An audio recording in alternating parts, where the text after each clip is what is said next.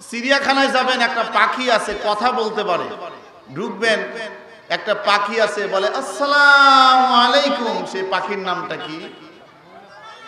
ময়না পাখি। ঠিক না বেঠি? এ ময়না পাখির দাম কম না বেশি? অনেক বেশি। এ ময়না পাখি খাঁচার মধ্যে বন্দি। তো জিজ্ঞেস করেন, ময়না পাখি তুমি খাঁচার মধ্যে বন্দি কেন?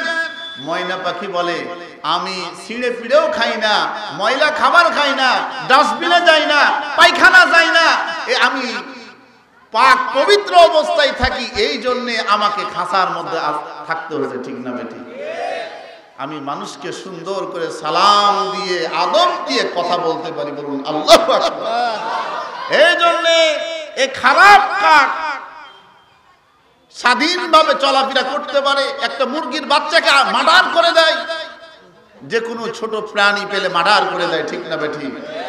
পৃথিবীর জমিনও তেমনি ভাবে সারা পৃথিবীর দিকে যদি আমরা লক্ষ্য করি, এই উদাহরণের মাধ্যমে আমরা জাল পেয়ে যাব। ঠিক না বেঠি? আসুক না যত বাধা যত জার সাইতুন, রাসূলের পথে মোরা চলবই। কি কর একটু বলবেন? আসুক না যত বাধা যত জার সাইতুন, রাসূলের পথে মোরা চলবই। এ জীবন বাজি রেখে দিনের নিশান মোরা বাংলার আকাশে উড়াবই। আমি কামানের মুখোমুখি দাঁড়িয়ে, আমি কামানের মুখোমুখি দাঁড়িয়ে আল্লাহু আকবার বলবো। আসুক না যত বাধা যত জার সাইতুন, রাসূলের পথে মোরা চলবই। এ জীবন বাজি রেখে দিনের নিশান মোরা আল্লাহর জমিনে গড়বই। নবীর উপর দরুদ পড়ি, মানবতার মুক্তির দূত বিশ্বনবী বিশ্বনেতা সরওয়ারে দু আলম খাতামুন নবিয়্যিন জনাবে মুহাম্মদ রাসূলুল্লাহ সাল্লাল্লাহু আলাইহি ওয়াসাল্লাম। সকলে আওয়াজ দিয়ে পড়ি, রব্বানা লাকাল হামদ হামদান কাসীরান তাইয়িবান মুবারাকান ফীহি। আমরা কোরআন শোনার জন্য এসেছি। আজকে আমরা সকলে অবগত আছি যে কিসের উদ্যোগে আজকে মাহফিল, একটু আওয়াজ দিয়ে বলবেন। মাদ্রাসা, এটা কার বাগান? জোরে কোন?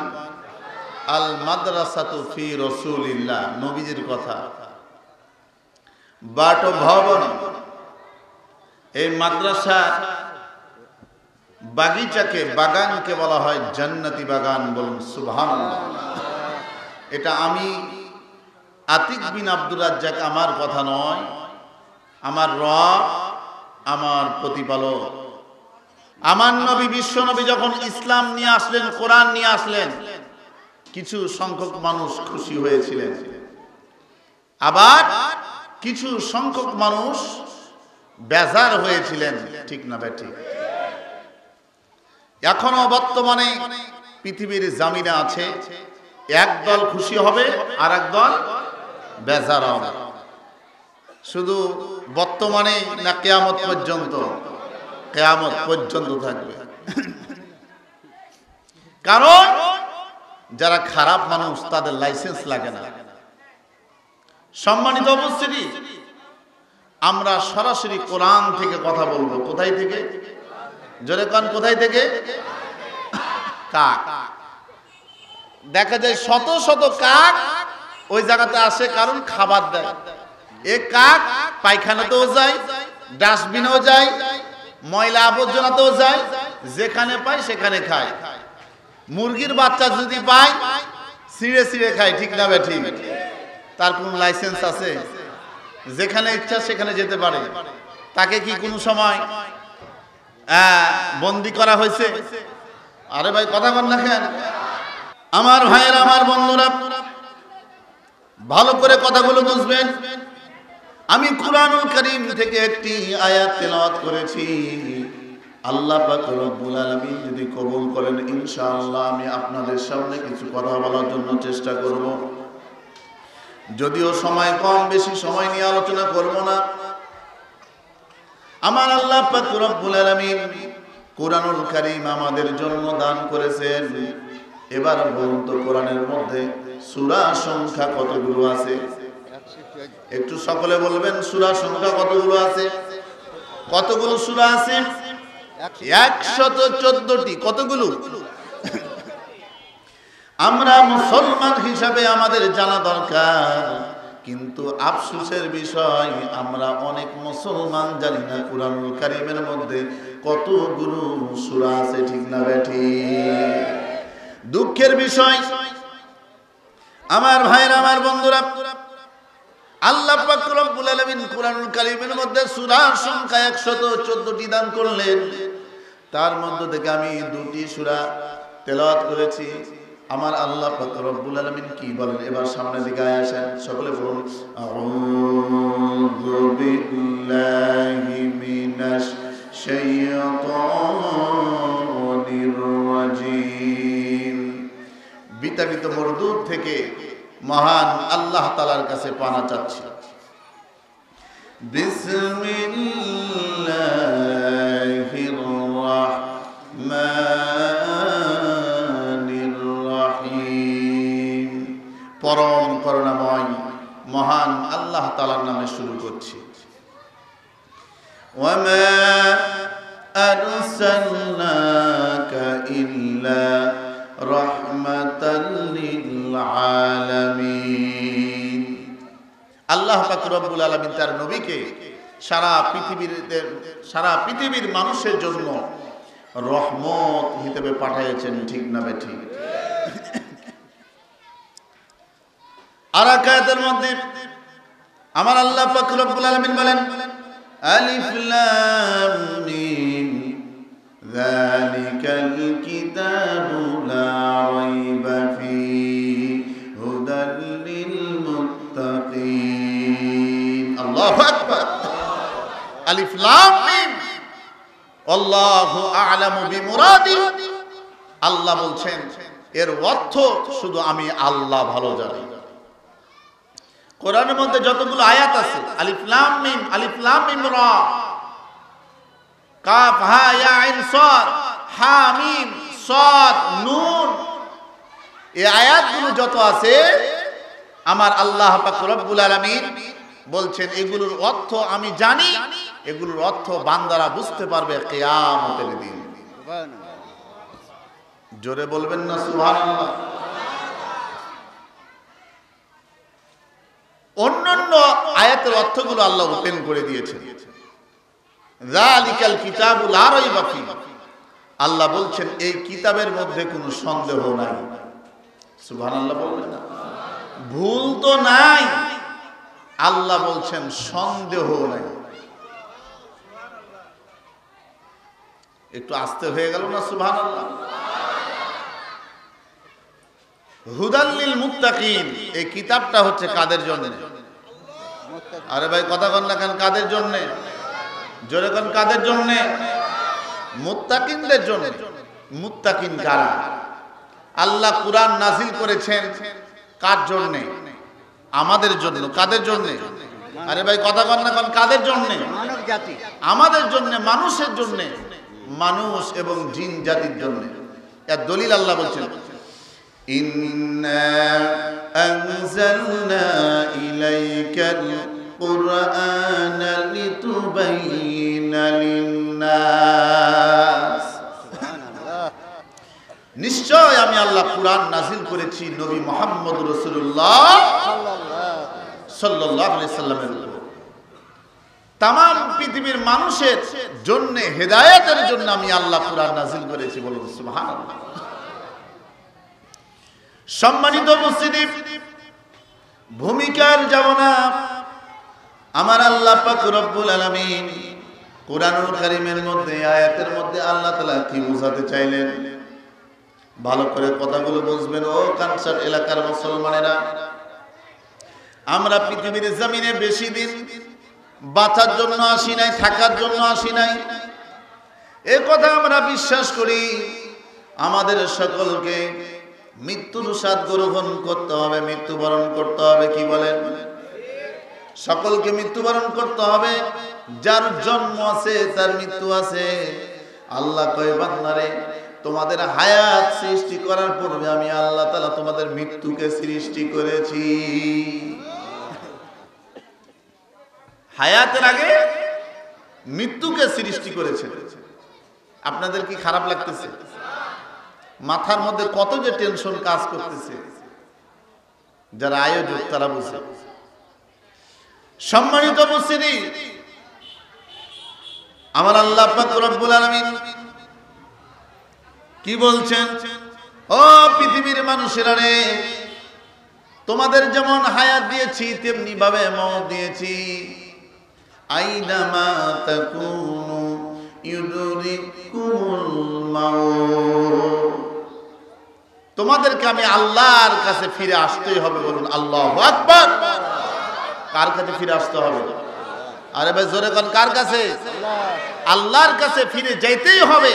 আল্লাহ নিজে আলটিমেটাম দিচ্ছেন, নোটিশ জারি করছেন। তুমি যতই বড় মানুষ হও না কেন, যতই টাকা পয়সার মালিক হও, যতই ক্ষমতার মালিক হও, তোমাকে মৃত্যুর স্বাদ গ্রহণ করতেই হবে। ঠিক না বেঠিক? কেউ বাঁচতে পারবে মৃত্যু থেকে? সকলে বিশ্বাস করেন? যারা মুসলমান তারা সকলেই এই কথা আমরা স্বীকার করি। কেউ যদি স্বীকার না করে, আল্লাহর কি কোনো ক্ষতি হবে? আল্লাহর কোনো লস হবে? লাভও হবে না, লসও হবে না। তবে এই কথা চিরন্তন শত্রু, সকলকেই মৃত্যুবরণ করতে হবে। পৃথিবীর শুরু লগ্ন থেকে হাবিল কাবিল আদম আলাইহিস সালাম থেকে শুরু করে যত মানুষ এসেছে সকলকে মৃত্যুর স্বাদ গ্রহণ করতে হয়েছে। আবু জেহেল বলেন, উতবা সাইবা বলেন, নমরুদ ফেরাউন, এরপরে হক পথে মুসা নবী, ইব্রাহিম নবী, যত পয়গম্বর রয়েছেন সকলেই চলে গেছেন পৃথিবী থেকে। ঠিক না বেঠিক? ভালো মন্দ সবাইকে মৃত্যুর স্বাদ গ্রহণ করতে হবে। সকলে এদিকে নজর করবেন, সকলে এদিকে নজর করবেন, কেউ এদিক সেদিক তাকাবেন না। আমার মূল আলোচনার দিকে আমি চলে যাব ইনশাআল্লাহ। আমরা তাহলে আজকে আসলাম, এটা কোরআনী মাহফিল, ঠিক না বেঠিক? তবে উদ্দেশ্য আছে মাহফিলের, আছে না নাই? উদ্দেশ্য কি? আপনারা হ্যান্ডবিলে আপনার ব্যানারে দেখতে পাচ্ছেন সিরাতুন নবী সাল্লাল্লাহু আলাইহি সাল্লাম উপলক্ষে। প্রথমে আলোচনার পূর্বে আপনাদেরকে বুঝতে হবে সিরাতুন নবী সাল্লাল্লাহু আলাইহি সাল্লামের অর্থটা কি, ঠিক না বেঠিক? সিরাতুন নবী সাল্লাল্লাহু আলাইহি ওয়াসাল্লাম, এটা হচ্ছে নবীজি সাল্লাল্লাহু আলাইহি সাল্লামের জন্ম থেকে মৃত্যু পর্যন্ত আদর্শকে গ্রহণ করা, বয়ান যেমন করা, আদর্শকে গ্রহণ করা, এটাকেই বলা হয় সিরাতুন নবী। কথা কন না কেন? সাল্লাল্লাহু আলাইহি ওয়াসাল্লাম। কথা হচ্ছে আমাদের নবীর পূর্বে আর কোন নবী ছিলেন না? ছিলেন। নবী আদম থেকে অনেকে বলে যে 1,24,000 বা 2,24,000 প্লাস মাইনাস যেটাই হোক না কেন, ভালো সঠিক কোনটা আল্লাহই ভালো জানেন। ঠিক না বেঠিক? বিশ্ব নবী পর্যন্ত যত নবী এসেছেন এর মধ্যে 104টি ওজিফা কিতাব আল্লাহ নাযিল করেছিলেন। তার মধ্যে মূল কিতাব হচ্ছে 4টি। কয়টি? তাওরাত, ইনজিল, জাবুর, কুরআন। এরকম মূল কিতাব কয়টি? 4টি। ভালো করে কথাগুলো বুঝবেন, এদিক সেদিক হয়ে গেলে কিন্তু বিপদ হয়ে যাবে। এরপরে আমার নবী, বিশ্ব নবী জনাবে মুহাম্মদ রাসূলুল্লাহ সাল্লাল্লাহু আলাইহি সাল্লাম যখন পদার্পণ করলেন পৃথিবীর জমিনে, 40 বছর হওয়ার পরে একটা কিতাব আল্লাহ দান করলেন। সে কিতাবের নাম কি? জোরে কোন? এই কোরআনটা কি আমরা সকলে মানি? মানতে পারবো? কারা কারা পারবো? একটু দুই হাত উঠায় আমার আল্লাহকে দেখান। আলহামদুলিল্লাহ, হাত নামাই। সম্মানিত উপস্থিতি, এই কোরআনের নাম বললে সম্পর্ক হবে কার সাথে? আল্লাহর সাথে। এই কোরআন কি আমরা সকলে ভালোবাসি? জি জি জীবন নিজের জীবনের চাইতেও বেশি ভালোবাসি? বেশি। কথা কন না কেন? নিজের জীবনের চাইতে বেশি, এ কথা সত্য। জি আল্লাহ কবুল করুন, আমিন। আল্লাহুম্মা আমিন। কাজে বুঝে যাবে কতটুকু আমরা ভালোবাসি। এই কোরআন 40 বছর আল্লাহর নবী যখন বয়স তখন থেকে নাজিল হওয়া শুরু হয়েছে। এখন কথা হচ্ছে আমার নবী পৃথিবীর জমিনে আসার পূর্বে একটা যুগ ছিল, সেই যুগের নাম বলতে পারবো কি আমরা? জাহিলিয়াত। সেই যুগের নাম হচ্ছে জাহিলিয়াতের যুগ, ঠিক না ভাই? ঠিক। এই যুগে কি হতো? মানুষে নিজের কন্যা সন্তানকে দাফন করে ফেলতো। আল্লাহু আকবার। এরকম ভাবে নিজের স্ত্রীর যদি হাইজ হতো, বসলে কোথায়? তাহলে নিজের স্ত্রী যদি হাইজ হতো তাহলে গরু বা উট তাদের সঙ্গে রাখতো, তাদের বাসায় থাকতে দিত না, রাখতো না। এত নিকৃষ্ট যুগ ছিল, মানুষগুলো ছিল। আমার নবী বিশ্ব নবী আসার পরে এই জাহিলিয়াতের যুগকে বিদায় করে দিলেন আল কোরআনের মাধ্যমে। কার মাধ্যমে? জোরে কোন কার মাধ্যমে? আল কোরআনের মাধ্যমে। আমার ভাইয়েরা, আমার বন্ধুরা, কথাগুলো বুঝবেন ভালো করে। আমাদের মা বোনরাও পাশে আছেন, আমাদের মা বোনদের ব্যাপারেও কথা বলা দরকার। কারণটা হচ্ছে ওনারাই হচ্ছে দেশের সরকার, ঠিক না বেটি? আমার ভাইয়েরা, আমার বন্ধুরা, মা বোনেরা কেউ কথা বলবেন না। আমাদের আপনাদের ব্যাপারেও আজকে 12টি হাদিস শোনাবো ইনশাআল্লাহ। কয়টি হাদিস? 12টি হাদিস শোনাবো। আল্লাহর নবী বিশ্ব বলেছেন মহিলারা যদি 4টি কাজ করে, 4টি কাজ করে কয়টি? মহিলারা যদি 4টি কাজ করে, আমি বিশ্ব নবী সার্টিফিকেট দিলাম তারা আল্লাহর জান্নাতে চলে যাবে। তারা বিনা হিসেবে আল্লাহর জান্নাতে চলে যাবে। এই 4টি কাজ কি কি আপনাদেরকে শুনতে হবে মনোযোগ দিয়ে আমার মা বোনেরা। ইনশাআল্লাহ বলবো। আমি যে বিষয় নিয়েছি এবার সামনের দিকে আসেন। আমার নবী বিশ্ব নবী ইন্তিকালের পূর্বে তার কয়েক বছর আগের ঘটনা। আমার নবী বিশ্ব নবীর দাদা জান ছিলেন, তার নাম হচ্ছে আব্দুল মুত্তালিব। নামটা কি? জোরে বলেন, তার নামটা কি? Abdul Muttalib. এমন সময় তিনি কাবা ঘর দেখাশোনা করতেন, আল্লাহর ঘর কাবা ঘর। যেই ঘর দেখার জন্য হাজী সাহেবরা লক্ষ লক্ষ টাকা খরচ করার জন্য সৌদি আরব যায়। আল্লাহ পাক রব্বুল আলামিন আমাকেও কবুল করেছিলেন সেই মক্কাতুল মুআজ্জামা সৌদি আরব হজ করার জন্য। এই জন্য আল্লাহর কাছে শুকরিয়া আদায় করে বলছি আলহামদুলিল্লাহ। আলহামদুলিল্লাহ। এই কাবা ঘর যারা দেখে, আল্লাহর কসম করে বলি তাদের অন্তরটা ঠান্ডা হয়ে যায়। কি হাজী সাহেব আমার সঙ্গে একসঙ্গে হজে ছিলেন, আজকে সভাপতি সাহেব। আল্লাহু আকবার। সেই কাবা ঘরের নাম মনে পড়লে চোখের পানি বের হয়ে যায়। আল্লাহু আকবার। আমার ভাইয়েরা, আমার বন্ধুরা ভালো করে লক্ষ্য করবেন। সেই সময়কার একজন শাসক ছিল, বাদশা ছিল। সে চিন্তা করল এই কাবা ঘরের মধ্যে মুসলমানেরা হজ করার জন্য আসে, এখন আমি বাদশা আবরাহার আমি এই ঘরটাকে আমি দখল করব। আর দখল করার জন্য বাদশা আবরার অনেক সৈন্যবাহিনী নিয়ে যখন রওনা করলো, কাছাকাছি চলে এসেছে।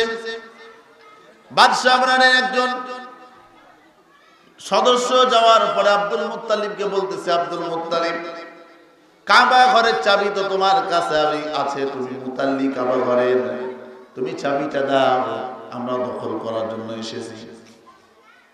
আব্দুল মুত্তালিব বলে, তোমরা দখল করার জন্য এসেছো কাবা ঘর, আমার কোনো আপত্তি নাই, কারণ কাবা ঘরের মালিক আমি নয়, এই কাবা ঘরের মালিক হচ্ছে আমার আল্লাহ। জোরে কোন সুবহানাল্লাহ। কাবা ঘরের মালিক কে? আর একটু জোরে কোন কাবা ঘরের মালিক কে? এমন সময় আব্দুল মুত্তালিব বলার সঙ্গে সঙ্গে বাদশা আপনার খেপে গেল, আমাকে চাবিটা দাও, আমি দেখে নিব বাকিটা। কাবা ঘরের উপরে আক্রমণ করার জন্য যখন রওনা করলো, আমার আল্লাহ পাক রব্বুল আলামিন জিবরাইল আমিনকে বলেন, জিবরাইল রে আমিন রে, একটা কিছু ব্যবস্থা করা দরকার। আমার আল্লাহ পাক রব্বুল আলামিন সঙ্গে সঙ্গে আমার হাতে যে কোরআনটি দেখছেন, যে কোরআনের তাফসীর, আল্লাহর কোরআনের মধ্যে থেকে একটি সূরা আছে, তার নাম হচ্ছে সূরা ৩, সূরা ফিল। আল্লাহ পাক রব্বুল আলামিন শুরু করে দিলেন, আলাম তারা কাইফা ফাআলা রাব্বুকা বিআসহাবিল ফিল আলাম ইয়াজআল কাইদাহুম ফি তাদলিল ওয়া আরসালা আলাইহিম তায়রান আবাবিল তারমিহিম বিহিজারাতিন মিন সিজ্জিল ফাজআলাহুম কা'আসফিন আল্লাহ পাক রব্বুল আলামিন ফিল নামক, আবাবিল নামক একটা পাখি পাঠিয়ে দিলেন। তার পায়ের মধ্যে একটা পাথর দিয়ে দিলেন। হাজার হাজার এরকম ভাবে ছোট্ট একটা পাখি, যখন এই পাখিতে পাথরগুলো ছেড়ে দেয়, প্রত্যেকটা সৈন্যবাহিনীর মাথার উপরে পড়ে আর পিছনের রাস্তা দিয়ে বের হয়ে যায়। ক্ষমতা কার? যেরকম ক্ষমতা কার? আল্লাহ কয়, বান্দারে আমি আল্লাহর সঙ্গে যারা দিবে পাল্লা, তার থাকবে না কাল্লা। যেরকম ঠিক না বেঠিক? আমার ভাইরা, আমার বন্ধুরা, এরপরে আল্লাহ পাক রব্বুল আলামিন মুসলমানদের বিজয় দিয়ে দিলেন। আব্দুল মুত্তালিবকেও আল্লাহ হেফাজত করলেন। আর বাদশা আবরার যে কাবা ঘরকে ধ্বংস করার জন্য এসেছিল, তার 14 গোষ্ঠী সহ আল্লাহ তাআলা ধ্বংস করে দিলেন। এই কোরআনের স্পর্শে যদি আমরা থাকতে পারি মহব্বতে, আল্লাহর কসম, আল্লাহি বিল্লাহি তাল্লাহি, আল্লাহর কোরআন বিজয়ী হবে কি হবে না? বলুন ইনশাআল্লাহ। আমার ভাইরা, আমার বন্ধুরা, দিলের কান দিয়ে কথাগুলো শুনবেন। এরপরে আমার নবী, বিশ্ব নবীর পৃথিবীর জমিনে যখন আসার সময় হয়ে গেল, আল্লাহর নবীর বাবার নাম হচ্ছে আব্দুল্লাহ। বাবার নাম কি? বাবার নাম হচ্ছে আব্দুল্লাহ। সংক্ষিপ্ত হয়ে বলতেছি, সে বিবাহ করবে কি করবে? বিবাহ করবে। কার সঙ্গে বিবাহ হবে?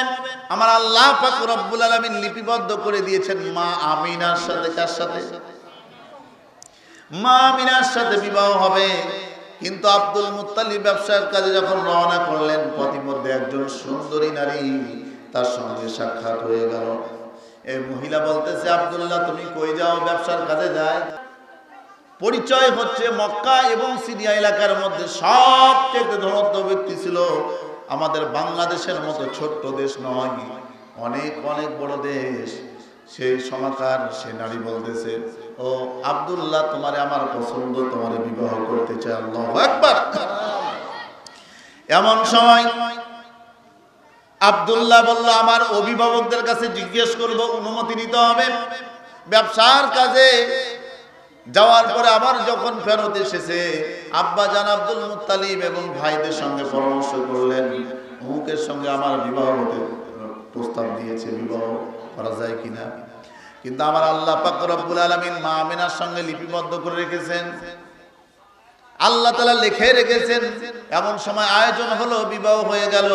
তার কিছুদিন পরে যখন রওনা করেছে আব্দুল মুত্তালিব, পথিমধ্যে এমন সময় আবার ওই মহিলার সঙ্গে সাক্ষাৎ। ভালো করে কথা বুঝবেন। এবার ও মহিলা বলতেছে, আব্দুল মুত্তালিব, তোমার বিবাহ হয়েছে। কই, তুমি কেমনে বুঝলা? বলছে, আমি বুঝেছি। আমি আজ থেকে 6 মাস আগে যখন এই রাস্তা দিয়ে যাই, তোমার সঙ্গে সাক্ষাৎ হয়েছিল। তোমার চেহারার মধ্যে কপালে একটা নূর দেখতে পেয়েছিলাম। জোরে কোন সুবহানাল্লাহ। কি দেখতে পেয়েছিলাম? নূর। এই নূরটা আজকে তোমার কপালে দেখতে পাচ্ছি না, তার মানে তোমার বিবাহ হয়ে গেছে। আমার আত্মীয় স্বজন তাদের কাছ থেকে আমি শুনেছিলাম, যারা যাজক, খ্রিস্টান ধর্মের, ইহুদি ধর্মের যারা যাজক, তাদের কিতাব থেকে দেখেছিলাম, শুনেছিলাম যে নবী মুহাম্মদ রাসূলুল্লাহ আসবে আব্দুল্লাহ এবং আমেনার মাধ্যমে। আব্দুল্লাহ এবং আমেনার মাধ্যমে একজন নবী জন্মগ্রহণ করবেন। সাধারণ নবী নয়, আসমান জমিনের মধ্যে সবচেয়ে শ্রেষ্ঠ নবী, শ্রেষ্ঠ মানুষ, তার নাম হচ্ছে বিশ্ব নবী জনাবে মুহাম্মদ রাসূলুল্লাহ সাল্লাল্লাহু আলাইহি ওয়াসাল্লাম। এমন একজন দামি নবী। এমন সময় আব্দুল মুত্তালিব বুঝতে পারলেন, আল্লাহু আকবার, আল্লাহু আকবার। এই মহিলা বলছে, আব্দুল মুত্তালিব, এখন তুমি বললো আমি তোমার সঙ্গে বিবাহ বসতে রাজি নয়। তোমার কপালে যে নূরটা দেখা গেছিল, তোমার কাছে আর এই নূর নাই। তোমার মাধ্যমে তোমার স্ত্রীর গর্ভে চলে গেছে। জোরে বলবেন না সুবহানাল্লাহ। তোমার মাধ্যমে তোমার স্ত্রীর রেহেমের মধ্যে চলে গেছে। আল্লাহু আকবার। সেই সফরে যে আব্দুল্লাহ মৃত্যুবরণ করলেন। জোরে বলবেন না সুবহানাল্লাহ। এরপরে আল্লাহর নবী, বিশ্ব নবী তার মায়ের গর্ভে আছে, তখন 6 মাস বয়স। কত বয়স? আমার ভাইরা, আব্দুল্লাহ আমার নবী, বিশ্ব নবীর আব্বাজান মারা গেলেন, চলে গেলেন। আমার নবী, বিশ্ব নবী জন্মগ্রহণ করলেন। বলুন সুবহানাল্লাহ। খুব গুরুত্বপূর্ণ আলোচনা। আমার ভাইয়েরা, অন্তরটাকে নরম করে দিবেন, কাদার জন্য চেষ্টা করবেন। আমার নবী, বিশ্ব নবী জন্মগ্রহণ যখন করলেন, জন্মগ্রহণ করার সঙ্গে সঙ্গে সবচাইতে বেশি যে খুশি হয়েছিল, সে হচ্ছে, তার নাম হচ্ছে আবু লাহাব। তার নামটা কি? আবু লাহাব। সবচেয়ে বেশি খুশি হয়েছিল। তার একজন বান্দি ছিল। বান্দি মানে কাজের মেয়ে যাকে বলা হয়, বাদী। বাদী সে সময় যারা বান্দি বা বাদী বা এরকম ছিল, তাদের সঙ্গে স্ত্রীর মতো ব্যবহার করা জায়েজ ছিল সেই যুগে। এমন সময় আবু লাহাব বলতেছে, যাও, তোমার আমি আজাদ করে দিলাম। আল্লাহু আকবার। কতটা খুশি হয়েছিল। আর এই বাদীদেরকে, বান্দীদেরকে টাকার বিনিময়ে, দিরহামের বিনিময়ে কিনা লাগতো। এবার আমার নবী, বিশ্ব নবী যখন বয়স হলো আপনার 4 বছর। বয়স কত? একটু জোরে বলবেন, বয়স কত? 4 বছর। আমার নবী, বিশ্ব নবী একটু তার চাচার সঙ্গে গেলেন। রাস্তার মধ্যে এক জায়গাতে আল্লাহর নবীর সিনা চাক করা হলো, অপারেশন যাকে বলা হয়। আল্লাহ পাক রব্বুল আলামিন বিশ্ব নবীর কলবটাকে পরিষ্কার করলেন জিবরাইল আমিনের মাধ্যমে, যেন আমার নবী, বিশ্ব নবী দুনিয়ার প্রেমে যেন মাতওয়ারা না হয়ে যায় আল্লাহর প্রেম ছাড়া। ঠিক না বেটি? আরেকটু বয়স বাড়লো, বয়স হলো 6। বয়স কত? খুব গুরুত্বপূর্ণ আলোচনা। আমার নবী, বিশ্ব নবী এবার তার আম্মা মা আমিনার সঙ্গে যখন রওনা করলেন, আমার নবী, বিশ্ব নবী যখন মায়ের গর্ভে 6 মাস, তখন বাবা হারালেন। আবার যখন বয়স হলো 6 বছর, এবার আম্মা জান মা আমিনার সঙ্গে রওনা করলেন।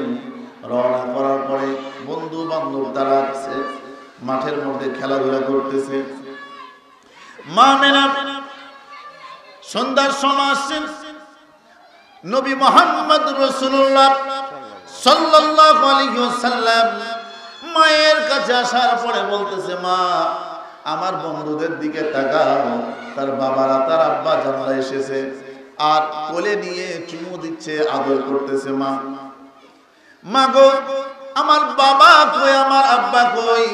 আমি কোনো কিছু চাই না, আমার আব্বার সঙ্গে একবার মোলাকাত করতে চাই, আমার আব্বারে চুম্বন করতে চাই, আদর করতে চাই। মা, মা গো, আমার বাবা কোথায়? আমার বাবার ঠিকানাটা বলো। এমন সময় আমার নবী, বিশ্ব নবী, দয়ার নবী চোখের পানি ছেড়ে দিয়ে কাঁদা শুরু করে দিলেন। আমার নবী, বিশ্ব নবী হাউ মাউ করে কাঁদেন আর বলেন, আম্মা জান, মা, ও মা, আমার আব্বা কই, আমার আব্বা কই? আর অন্য বন্ধুদেরকে বাবারা আব্বারা আদর করে, কত সুন্দর করে আদর করে। আর আমার নবী, বিশ্ব নবী, এতিম নবী শুধু চেয়ে থাকে আর চোখের পানি ছেড়ে দিয়ে কাঁদে। আমরা কোন নবীর উম্মত? আমরা কোন নবীর উম্মত? আমার নবী, বিশ্ব নবীর জীবনটাই শুরু হয়েছে বাবা হারা থেকে। বাবা হারা কত কষ্ট, মা হারা কষ্ট। যার মা নাই, বাবা নাই, তারা বুঝে। বিশেষ করে যৌবন কাল হওয়ার পূর্বে, শৈশবকালে বাবা মা যদি মারা যায় তাহলে জীবনটা কষ্টদায়ক হয়ে যায়, ঠিক না বেঠিক? এমন সময় নবী মুহাম্মদ রাসূলুল্লাহ এই কথা বলতে বলতে আল্লাহর নবী, বিশ্ব নবীর আম্মা জান মা আমেনা পড়ে গেলেন ওই জায়গাতে। এমন সময় তিনি কাঁদতে কাঁদতে আল্লাহ পাক রব্বুল আলামিন মা আমেনাকে এই পৃথিবীর জমিন থেকে বিদায় দিয়ে আইনামা তাকুনু ইদরিকুমুল মাউত, আল্লাহ পাক রব্বুল আলামিন তারে নিয়ে নিলেন। আমার নবী, বিশ্ব নবী মাকে এবার বলে, মা তুমি কথা বলো না কেন? এমন সময় মা কথা কেমনে বলবে? কারণটা হচ্ছে মা তো আর পৃথিবীর জমিনে জীবিত নাই, মা ইন্তিকাল করে ফেলেছে। ও আমার মা বোনেরা, দিলের কান দিয়া কথাগুলো শুনবেন। আমার নবী, বিশ্ব নবীর যখন মায়ের গর্ভে ছিলেন থাকা অবস্থায় বাবা হারালেন। আর যখন শৈশবকালে 6 বছর বয়স তখন মা হারালেন। কতই না দিনের নবী কষ্ট করলেন। এমন সময় আমার নবী, বিশ্ব নবী মা বাবার জন্য আর কি করবেন, যেহেতু পৃথিবীর জমিনে আর নাই। আমার নবী, বিশ্ব নবী ধীরে ধীরে বড় হচ্ছেন। এবার বয়স যখন 8 থেকে 10 বছর, কত বছর? আমার ভাইয়েরা দিলের কান দিয়ে কথাগুলো শুনবেন।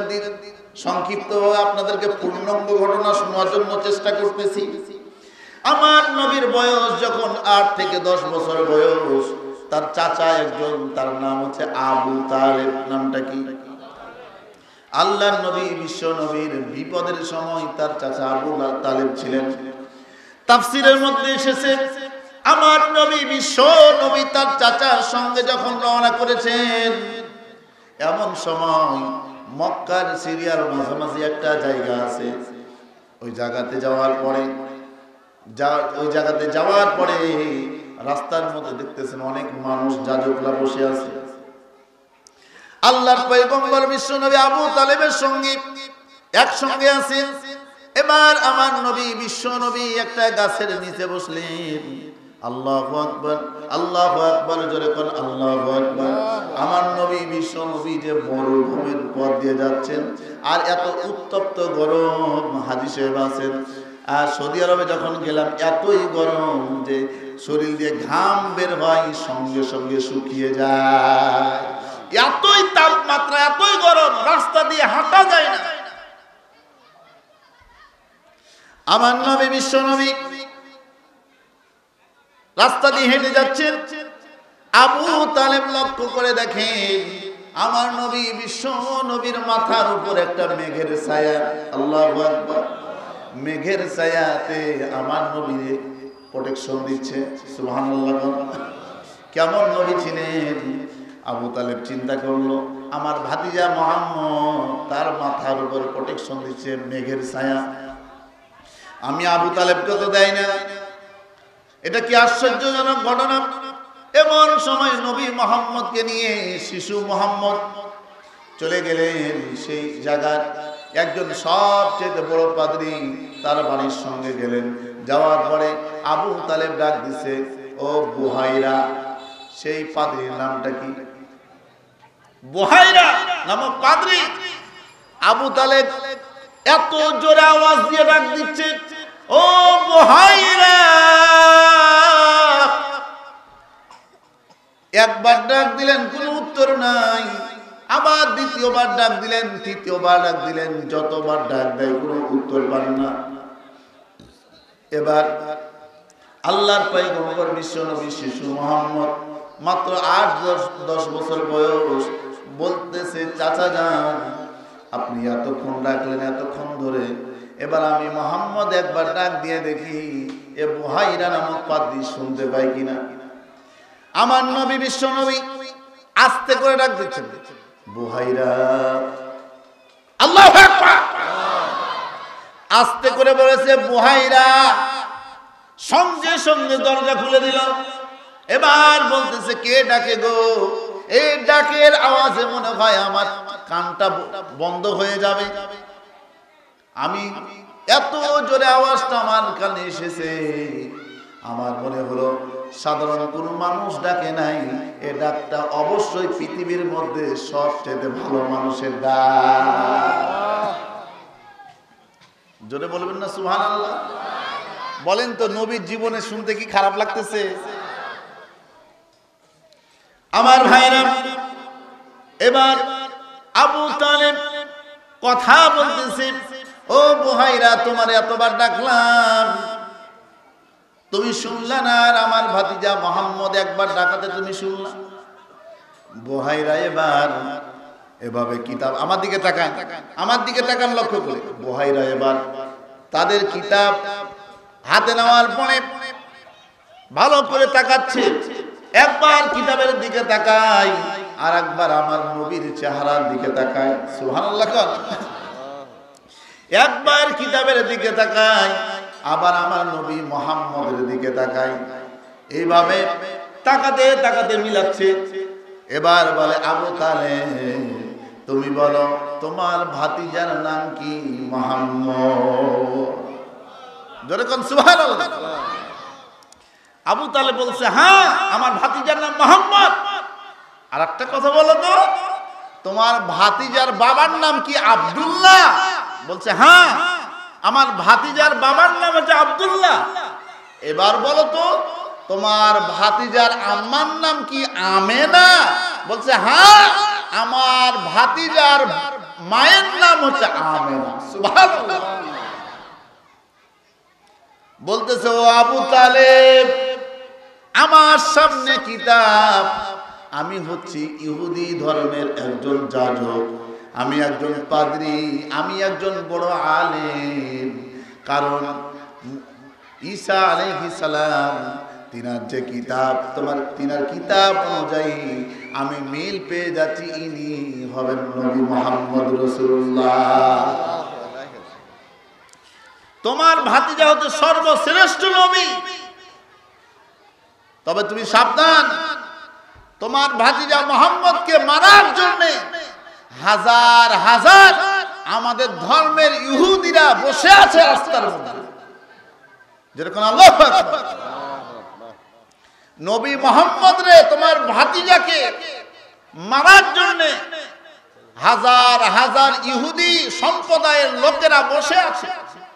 আবু তালেব বলতেছে, কারণটা কি? তোমার ভাতিজা এমন একটা ধর্ম আবিষ্কার করবে, তার ব্যক্তিগত না, আল্লাহর পক্ষ থেকে এই কিতাব আসার কারণে বর্তমান যে জাহিলাত, এরপরে মানুষের ব্যক্তিগত মতবাদ সব ভেঙে চুরে খানখান করে দিবে। তার উপর একটা কিতাব নাজিল হবে, তার নাম হচ্ছে আল কুরআন। জোরে বলবেন না সুবহানাল্লাহ?